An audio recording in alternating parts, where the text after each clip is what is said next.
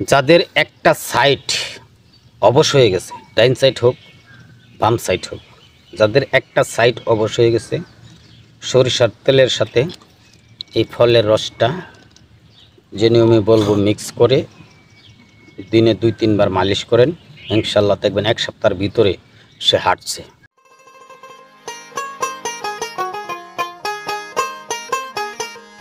আসসালামু আলাইকুম। ওয়ালাইকুম আসসালাম ওয়া রাহমাতুল্লাহি ওয়া বারাকাতুহু। হুজুর, শরীর স্বাস্থ্য ভালো আছে তো? আলহামদুলিল্লাহ, আল্লাহ পাক রব্বুল ইজ্জত খুব ভালো রেখেছে। আপনারা ভালো আছেন? আলহামদুলিল্লাহ ভালো আছি। মাশাআল্লাহ মাশাআল্লাহ। হুজুর, আপনার কাছে আজকে আসলাম অনেক আশা নিয়ে ছোট্ট একটু ভিডিও করার জন্য।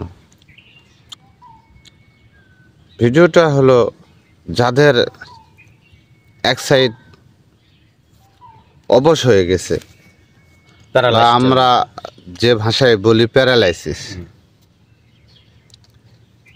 এই প্যারালাইসিসের কোনো চিকিৎসা আপনার কাছে কি আছে কি না এটা জানার জন্য আসছি।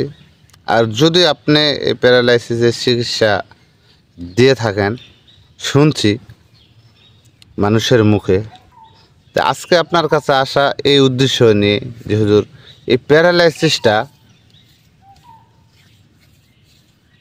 কীভাবে এবং কোন গাছগাছালি থেকে কোন সিস্টেমে কাজ করলে এই প্যারালাইসিসটা ভালো হওয়ার সম্ভাবনা আছে বা ভালো হবে, যদি আপনি একটু আমার ভিডিওতে 2-4 মিনিট যদি একটু বলতেন, তাহলে হয়তো বা আপনার দ্বারায় আমার আরও 10টা ভাই শুনতো বা আরও 10টা ভাইয়ের উপকার হতো।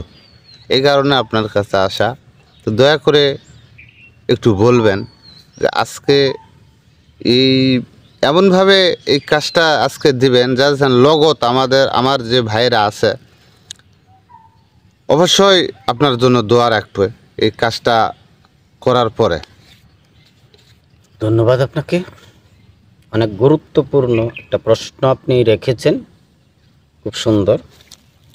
যে যাদের একটা সাইড অবশ হয়ে গেছে বা প্যারালাইজড হয়ে গেছে বা কেউ হাঁটতে পারে না, এক সাইড নিয়ে ক্র্যাশে করে হাঁটতে হয়, লাঠিতে ভর দিয়ে হাঁটতে হয়, তাদেরকে আমি বলছি যে যারা আমার ভিডিওটা দেখছেন তাদেরকে ধন্যবাদ জানিয়ে আমি বলছি যে আপনারা জিনিসটা জেনে রাখুন।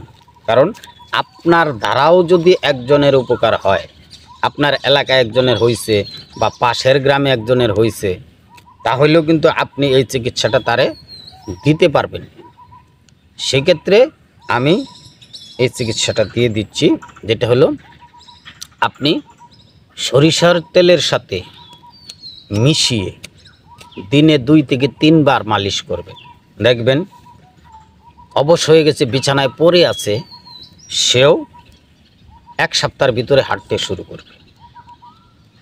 তো আসুন জেনে নিই আমরা এই প্যারালাইজড বা অথর্ব বা কি বলে অবশ, এইটা কেন হচ্ছে আমাদের শরীরে।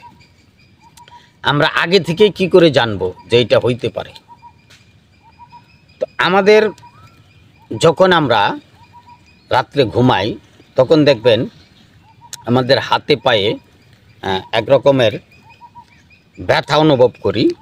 তারপরে কারো কারো এরকম হয়ে যায় যে হাতটা মনে হয় শক্তি নাই, জ্যাম হয়ে গেছে, চাপে পড়ে, শরীরে চাপে পড়ে থাকলে একটা জ্যাম হয়ে যায়, এরকম একটা ভাব হয়ে গেছে। তো সেই ক্ষেত্রে আপনাকে বুঝতে হবে যে কেন এই ধরনের সমস্যা হচ্ছে। এই সমস্যাটার সমাধান আপনারা আগে থেকেই করার চিন্তা ভাবনা করতে হবে। আবার অনেকের দেখা গেছে কি একটা সাইড ব্যথা করে, সেই ব্যথার সমস্যার সমাধানটা আপনাদেরকে আগে থেকেই নিতে হবে, যেন প্যারালাইজ পর্যন্ত পৌঁছে না যায়। আর এই ধরনের সমস্যা যখনই আপনাদের সম্মুখীন হবেন, যখনই এই ধরনের ইফেক্ট আপনার দেহে চলে আসবে, তখন আপনাকে বুঝতে হবে যে আমি আস্তে আস্তে কিন্তু প্যারালাইসিসের দিকে চলে যাচ্ছি। সেক্ষেত্রে আমি এটার চিকিৎসা দ্রুত করিনি, কারণ এটা না করলে আবার ভেজাল। এটা আপনারা আগে থেকেই করে নেবেন। আর এই ধরনের ব্যাপার স্যাপার আসলেই কিন্তু আপনারা এই চিকিৎসা করে নেবেন, ডাক্তারের কাছে যাবেন। কারণ আজকের কাজ কালকের জন্য ফেলে রাখবেন না, কারণ কালকে আপনার এই রোগটা আরও বেড়ে যেতে পারে। সেক্ষেত্রে আপনি আজকের কাজটা কালকের জন্য রেখে দিবেন না। আর এখানে আরও কিছু বলি, অনেক লোক আছে যে বৃদ্ধ মা বাবাকে আঘাত করে, তাদের যদি এরকম প্যারালাইজড হয়ে যায় অভিশাপের মাধ্যমে, আল্লাহ নারাজের মাধ্যমে। আবার অনেক লোক আছে যে এমন কিছু অপকর্ম করছে এই পাও দিয়ে, এই হাত দিয়ে, যে অপকর্মের কারণে এই ধরনের একটা রোগ আইসা গেছে। তো তাদেরকে বলবো, আপনারা যত সম্ভব আল্লাহর কাছে তওবা এবং যার কাছে অপরাধটা করেছেন তার কাছে মাপ চাওয়া, এই বিষয়গুলি আপনারা আগে দেখবেন।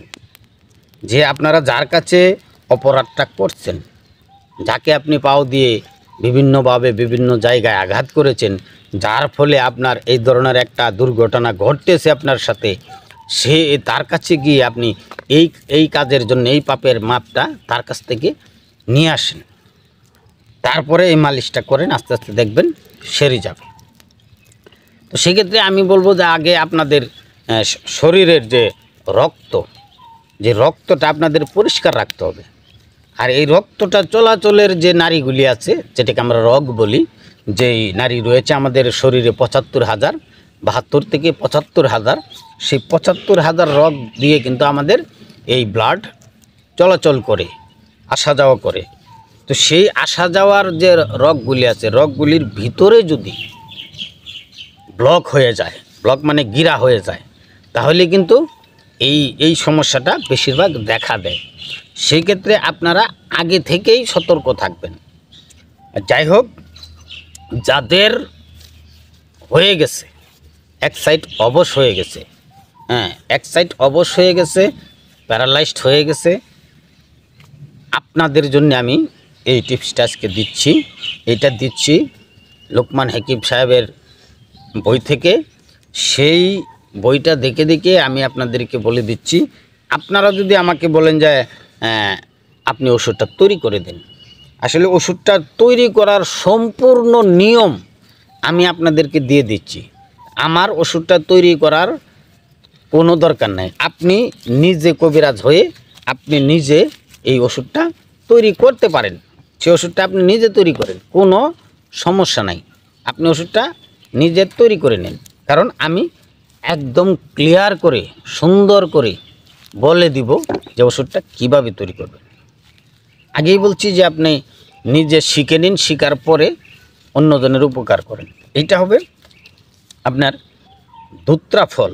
এই যে ধুত্রা ফল তুলে আনবেন, ধুত্রা ফল তুলে এনে এটাকে বাটবেন, পিষে এটাকে রস বের করবেন। রসটা বের করে আপনি যে কুলুর বাড়ি আছে, কুলুর যারা ঘানি দিয়ে তেল তৈরি করে, আপনি বাজার থেকে কিনা সরিষার তেল হলেও কিন্তু হবে না।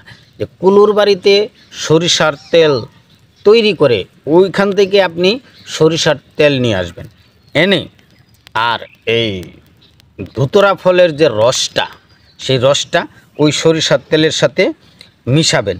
মিশানোর পরে দুইটা একসাথে মিক্স করবেন। মিক্স করার পরে বাজার থেকে কর্পূর কিনে আনবেন। কর্পূর বাজারে গিয়ে বললেই হবে কর্পূর। এই কর্পূরটা কিনে এনে আপনি এই কর্পূরটা মিশাবেন সরিষার তেল আর এই আপনার ধুতরা ফলের রসের সাথে সরিষার তেলটা মিশিয়ে এটাকে ভালো করে ফুটাবেন। ফুটানোর পরে এটা যখন কুসুম গরম থাকবে, কুসুম গরম থাকা অবস্থায় আপনি যে সাইড অবশ হয়ে গেছে এই সাইডে একটু ঢলে ঢলে মালিশ করে দিবেন। প্রতিদিন 3 থেকে 4 বার, প্রতিদিন 3 থেকে 4 বার কুসুম গরম অবস্থায় ডলে ডলে মালিশ করে দিবেন। ইনশাআল্লাহ তাআলা 1 সপ্তাহের ভিতরে সে আস্তে আস্তে হাঁটতে শুরু করবে। আপনারা এই জিনিসটা রেখে দিন, কাজে লাগবে, ভবিষ্যতে কাজে লাগবে। তো আশা করি সুন্দরভাবে বুঝাইতে পেরেছি। সবাইকে ধন্যবাদ। দেখা হবে আগামী কোনো দিন কোনো এক ভিডিওতে। এই পর্যন্ত বিদায়। আসসালামু আলাইকুম ওয়া রাহমাতুল্লাহি ওয়া বারাকাতুহু।